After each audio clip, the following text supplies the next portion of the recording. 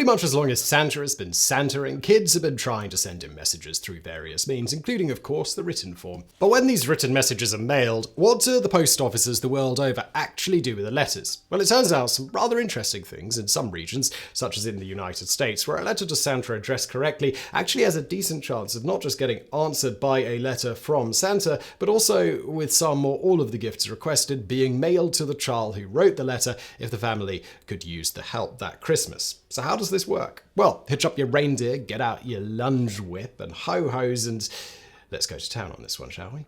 First, a brief background on the whole sending letters to Santa thing. Throughout the surprisingly long history of some version of Saint Nick, there have been a variety of manifestations of this bastion of holiday cheer. Things started to solidify into more of what we typically think of as Santa today during the 19th century. Specifically, on December the 23rd, 1823, the poem A Visit from St. Nicholas, better known today as The Night Before Christmas, was first published. The poem appeared in the New York Sentinel with no author listed, having been delivered to publication by a friend of Clement Clarke Moore, who was a professor of Greek and Oriental literature and who is generally considered today to have been the author. However, Moore didn't claim authorship of the poem until long after it was published. It is thought he was initially hesitant because he was a very well-respected scholar and didn't want to be associated with what is essentially a fantastical children's poem. However, he was later convinced by his own children to include it in his 1844 anthology of his works, and from then on, he reluctantly admitted that he wrote it. In any event, as alluded to, before this poem was published, traditions surrounding St. Nicholas were numerous, with no real set, near universally accepted idea of Santa Claus like we have today. Elements of the Santa tradition that ended up being popularized by this poem include the names and number of Santa's reindeer: Dasher, Dancer, Prancer, Vixen, Comet, Cupid, Donder, and Blitzen, with the latter Donder and Blitzen meaning thunder and lightning, by the way. Santa's means of transportation, that Santa Claus visited houses on Christmas Eve rather than Christmas Day, the overall appearance of Santa Claus, and that Santa brought toys to children. One interesting thing to point out, however, is that while the general appearance, in terms of the flowing beard, rosy cheeks, etc., of Santa Claus was popularized by this poem, the Santa we know today has had one very big change over Moore's description, namely that Santa is now big. If you go back and read the actual poem, you'll note that Moore described St. Nick, who he never called Santa Claus, as a little old driver with a little round belly, chubby and plump. He also described St. Nick as riding a miniature sleigh with 8 tiny reindeer that had little hooves. This, of course, explains how St. Nick was able to fit down a chimney without any magical means necessary, because he was a tiny little elf. Moving on from there, it was political cartoonist Thomas Nast's various late 19th century Santa likeness that cemented the modern image of Mr. Claus. Appearing in Harper's Weekly, these depictions showed him as a rotund, happy, white, bearded man with a giant sack of toys. It was also Nast in the description who gave him a North Pole-located workshop, elves, and a wife, Mrs. Claus. For the last 140 plus years, our vision of Santa Claus is pretty much what Moore and Nast helped popularize. Not only helping along our traditions of what Santa looked like, more pertinent to the topic at hand, in 1879, Nast also created an image depicting a child mailing a letter to Santa, which seems to have ramped up the practice. This brings us back to the letters. Letters have been exchanged with Santa for centuries, with many surviving examples, for example, from the 19th century. Noteworthy in these early instances, it seems, it was common to have Santa write the kids' letters as well, with most of the surviving early 19th century examples having largely been about the behavior of the kids and offering advice to the child on this front, which was a huge part of the point of Santa in the earliest days. Essentially, it was common to use Santa as a way to get better obedience from the littles, not unlike today, really, where as Christmas approaches, many a parent leverages the whole "he knows if you've been good or bad" thing to manipulate kids to better behavior. For example, to encourage them not to tell lies via telling the kids that Santa Claus is watching them. Incorporating yet another long-time staple of parenting, physical violence against their person, one of the first known images of Santa Claus in the US is not a jolly old fellow, but rather an 1810 depiction of him holding a switch over a crying child. Another early depiction shows him leaving a beating rod as a gift, with a note telling the parents to use it on said child with impunity whenever he strays from a virtuous path. The gift that keeps on giving the whole year, we suppose. As the century progressed, things became a little less abusive. For instance, we have this mid-19th century example of a letter written by Fanny Longfellow, who wrote to her kids from Santa about various ways that they could improve, such as, "You have picked up some naughty words which I hope you will throw away as you would sour or bitter fruit. Try to stop to think before you use any, and remember, if no one else hears you, God is always near." Of course, many of these letters were never actually mailed, rather traditionally left next to some form of fireplace to be picked up or left by Santa. However, as the 19th century progressed, it seemed to have become more and more common to actually mail letters through the postal system to Santa, particularly as postage became cheaper and cheaper. As for the types of things the kids writing these letters used to ask for, one 19th century example that ultimately got quoted in a contemporary edition of the Times stated the child wanted a big wagon, not so very big, 4 wheels, 2 packs pop crackers, a Mother Hubbard book. Other letter writers requested things like a stick of pomade for their dad, prayer books, writing desks, coal by their fires to keep warm in the winter. There is even one adult woman who wrote to Santa asking for a tall, stately, well-bred man of wealth with a steady income. Essentially, in the early going, people seemed to have been fairly practical for the most part, though requests for dolls and candy and other such more fun items became more and more of a thing as the century progressed. As for someone outside of Santa specifically fulfilling the requests being mailed, this for the most part wasn't a thing in the 19th century, outside of some specific exceptions. For example, in 1894, one letter by a girl named Fanny was selected out by Connecticut's postmaster Harris Eames and read, resulting in Eames deciding to rally people to respond. He later stated of this, "On Christmas Eve, everybody walked up the steps on tiptoe and deposited the load of presents against the front door. When everything was safely in place, the door was given a thunderous knock and the crowd fled in haste to the gate and then all hid behind the little fence. The door slowly opened and for a moment Fanny's night-gowned figure stood framed in the doorway. She saw Santa Claus's gifts and with shrieks of delight called to her mother." As for the rest of the letters, as the post office didn't deliver to the North Pole, these generally found their way to the Dead Letter Office for further processing. As one article published in a 1906 edition of the Times noted, "The Christmas season has no charm for the prosaic employees of the Dead Letter Office. It means only a lot of extra work and bother for them." Now, as we've noted in our video, what happens to undeliverable mail with no return address, normally, for example, within the US Postal System's Dead Letter Office, they go to pretty extreme lengths to try and track down a recipient or return address for various undeliverable mail. This includes allowing their recovery clerks to open the letters or packages, making them the only individuals in the United States legally allowed to open another person's mail without it being a federal crime. Noteworthy here, the Postal Service states over half of all dead mail eventually makes it to the recipient or back to the original sender. The problem with letters to Santa is that he is, shall we say, just outside of their ability to deliver to, and as such they simply sort the letters to Santa out and destroy them. However, this all began to change around the early 20th century when certain charitable organizations started expressing an interest in becoming Santa's helpers via responding to these letters to Santa. And so it was that in 1907, Postmaster General George Meyer decided to allow postal centers, if they wanted, to give these letters to Santa to various organizations or people that wanted them for the purpose of fulfilling the requests in some capacity.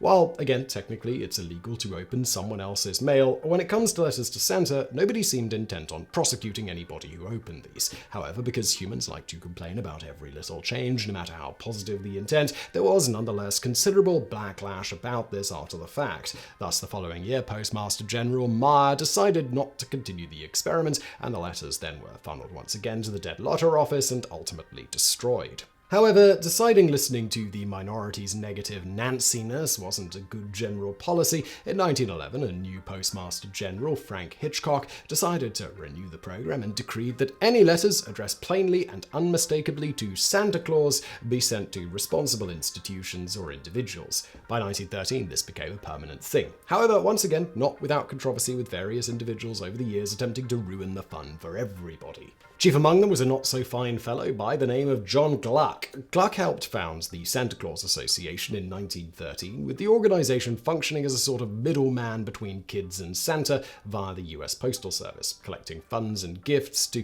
fulfill the wishes in the letters sent through US mail. The problem here was that Gluck seemingly never had any intention of answering letters and instead just thought it was a great way for people to give him money that he could then keep for himself instead of buying Christmas gifts for impoverished children, as was the original intent.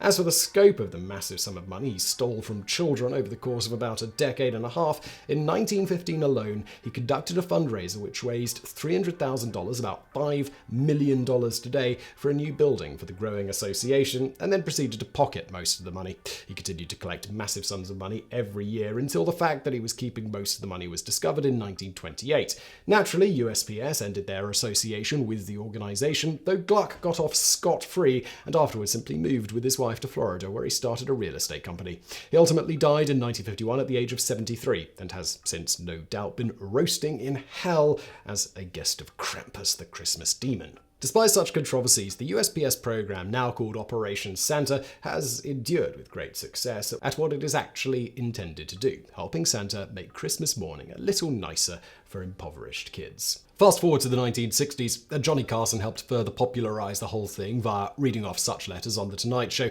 and encouraging people to get involved in the program. Now, we'll get into the modern and exceptionally cool version of Operation Santa shortly, but it's also noteworthy that there exists another program of simply having Santa answer letters that exists as part of most nations of the world's postal systems. For example, across the pond in the UK, the Royal Mail will make sure that letters to Santa or Father Christmas, Santa's Grotto, Reindeerland, XM45HQ will receive a response from Santa within about 10 days, starting at the end of November. In Canada, their postal system has the same service, but with perhaps the best address for Santa thanks to its postcode. Specifically, to receive a reply from Santa in Canada, you have to write to Santa Claus, North Pole, HOHOHO. And again, it seems that most countries have a similar program to make sure kids' letters get answered so long as letters to Santa are received in time, with most postal services requiring such letters to be mailed somewhere in the ballpark of by December the 10th, give or take a few days. Now, going back to the United States' Operation Santa, this has evolved over more modern decades, and in the last couple of years has gone digital, with it being exceptionally easy for anyone to sign up and become one of Santa's helpers in adopting one or more letters to fulfill. The exact process here is this. First, if you would just like Santa to reply with a letter with no gifts, you simply mail your kids' letters to something like Santa Claus, North Pole, including postage like you would on any other letter you mail. If you would like the response sent back to be postmarked from the North Pole, you may also mail the letter to the North Pole postmark, Postmaster 4141, Postmark Drive, Anchorage, Alaska 99530 9998. If you want, you can also include a response letter in a self-addressed and stamped envelope, which will then in this case be postmarked from the North Pole and sent back to you.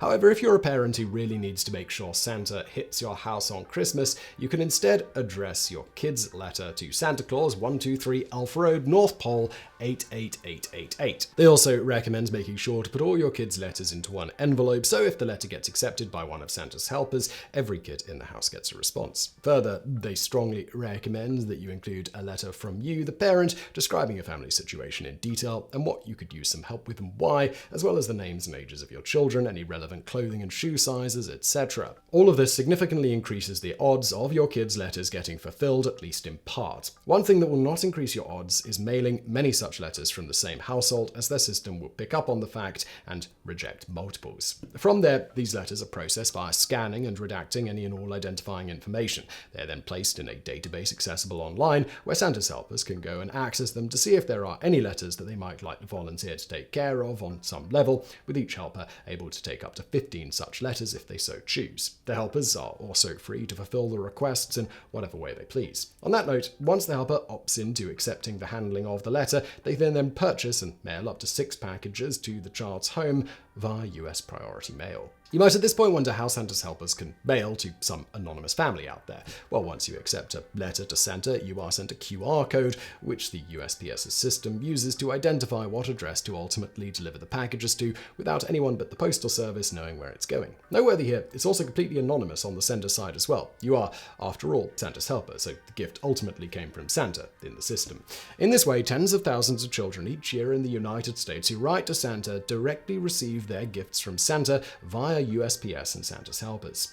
As for what happens to the letters after all this processing, they are simply destroyed, the same as any other letters where the recipient is outside of the coverage of the area of any world postal system. And now for a bonus fact. Arguably one of the most famous editorials ever written, still the record holder for the most reprinted English newspaper editorial of all time, was published on September the 21st, 1897 in the New York Sun. It didn't address matters of importance in the city, in the country, or even in the world at large. So what was it about? In September of 1897, a little girl named Virginia O'Hanlon was deeply troubled. Some of her school friends insisted that Santa Claus didn't exist. When she went to her father, Dr. Philip F. O'Hanlon, with her concerns, he suggested that she write to the Sun, as the family often did. So she wrote a letter, determined to find out the truth. It read, "Dear Editor, I'm 8 years old. Some of my little friends say there is no Santa Claus. Papa says, if you see it in the sun, it's so. Please tell me the truth. Is there a Santa Claus? Virginia O'Hanlon." The letter ended up on the desk of veteran Sun writer Francis P. Church, who had worked for the paper over 20 years. Allegedly, Church bristled and pooh-poohed when his editor handed him Virginia's letter asking him to compose a reply. And yet, he produced a masterpiece that became a beloved holiday touchstone by his deadline and in under 500 words. The editorial, which was eventually republished in 20 different languages, certainly hit home with young Virginia and her parents. Virginia recalled during a 1914 interview that it used to make me as proud as a peacock to go along in the streets in the neighborhood and hear somebody say, "Oh look, there's Virginia O'Hanlon. Did you see that editorial the New York Sun had about her?" And father and mother were even prouder than I think. They still show the editorial to callers and just talk people's arms off about it. The editorial's message still resonates just as strongly over a century later. Virginia, your little friends are wrong. They have been affected by the skepticism of a skeptical age. They do not believe except they see. They think that nothing can be which is not comprehensible by their little minds. All minds, Virginia, whether they be men's or children's, are little. In this great universe of ours, man is a mere insect, an ant in his intellect as compared with the boundless world about him, as measured by the intelligence capable of grasping the whole of truth and knowledge. Yes, Virginia, there is a Santa Claus. He exists as certainly as love and generosity and devotion exist, and you know that they abound and give to your life its highest beauty and joy. Alas, how dreary would be the world if there were no Santa Claus. It would be as dreary as if there were no Virginias. There would be no childlike faith then, no poetry, no romance to make tolerable this existence. We should have no enjoyment except in sense and sight. The external light with which childhood fills the world would be extinguished. Not believe in Santa Claus? You might as well not believe in fairies. You might get your papa to hire men to watch all the chimneys on Christmas Eve to catch Santa Claus, but even if you did not see Santa Claus coming down, what would that prove? Nobody sees Santa Claus, but that is no sign that there is no Santa Claus. The most real things in the world are those that neither children nor men can see. Did you ever see fairies dancing on the lawn? Of course not, but that's no proof that they are not there. Nobody can conceive or imagine all the wonders there are unseen and unseeable in the world. You tear apart the baby's rattle and see what makes the noise inside, but there is a veil covering the unseen world, which not the strongest man, nor even the united strength of all the strongest men that ever lived could tear apart. Only faith, poetry, love, romance can push aside that curtain and view the picture, the supernal beauty and glory beyond. Is it all real? Ah, Virginia, in all this world, there is nothing else real and abiding. No Santa Claus, thank God. He lives and lives forever. 1,000 years from now, Virginia, nay, 10 times, 10,000 years from now, he will continue to make glad the heart of childhood.